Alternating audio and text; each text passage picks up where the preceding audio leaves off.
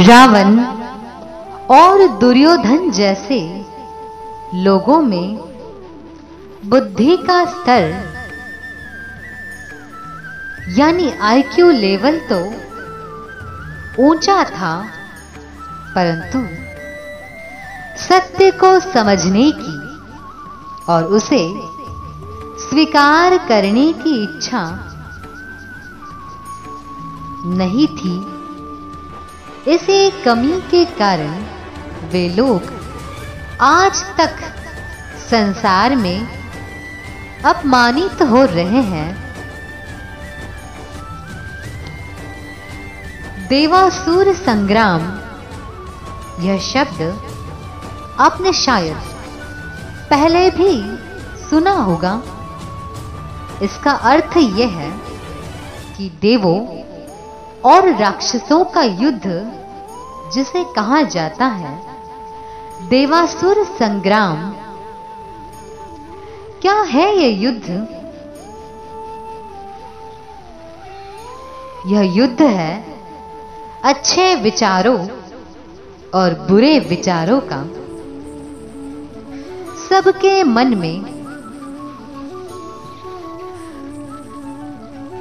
कुछ विचार अच्छे होते हैं और कुछ बुरे।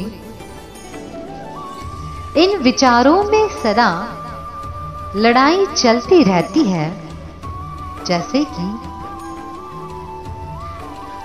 मैं न्याय से व्यवहार करूं या अन्याय से, मैं दान दूं या ना दूं, मैं चोरी करूं या ना करूं, मैं रिश्वत लूं या ना लूं।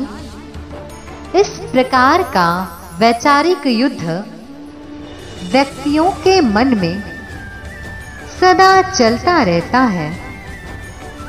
इसी युद्ध का नाम देवासुर संग्राम है। जब व्यक्ति के मन में अच्छे विचार उठते हैं तो उन अच्छे विचारों को देव कहते हैं। तब उसकी बुद्धि ठीक चलती है, उसमें ईमानदारी होती है, वह सत्य को समझना चाहता है, जिज्ञासा पूर्वक सत्य की खोज करता है और सत्य को स्वीकार भी करता है।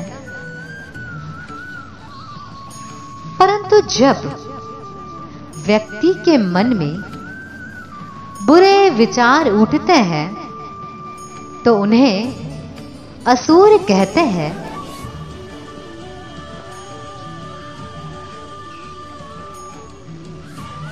तब व्यक्ति की बुद्धि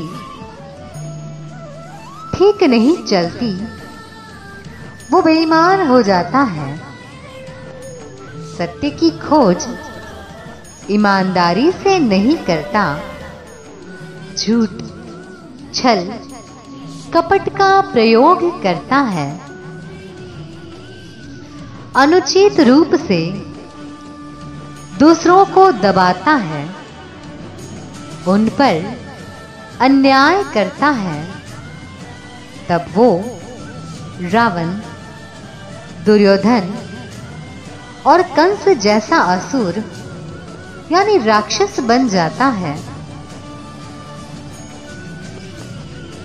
ये दोनों प्रकार के विचार मनुष्यों में सदा से चलते आए हैं और आगे भी सदा चलते रहेंगे।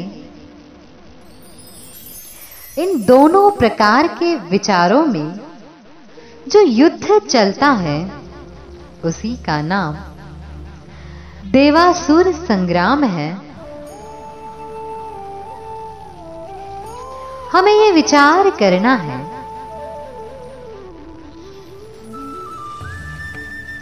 कि श्री राम और श्री कृष्ण का अनुकरण करे या रावण, दुर्योधन, कंस आदि का।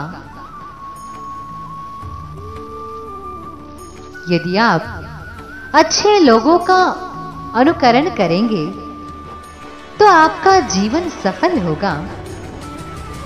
यदि रावण, दुर्योधन, कंस आदि का अनुकरण करेंगे तो अवश्य ही हम नष्ट हो जाएंगे और भविष्य में लंबे समय तक उनकी तरह ही अपमानित तो होते रहेंगे। इसीलिए जीवन में असुरी शक्ति को ना जगाए, अपने भीतर में देवत्व को जगाने का प्रयास अवश्य करें।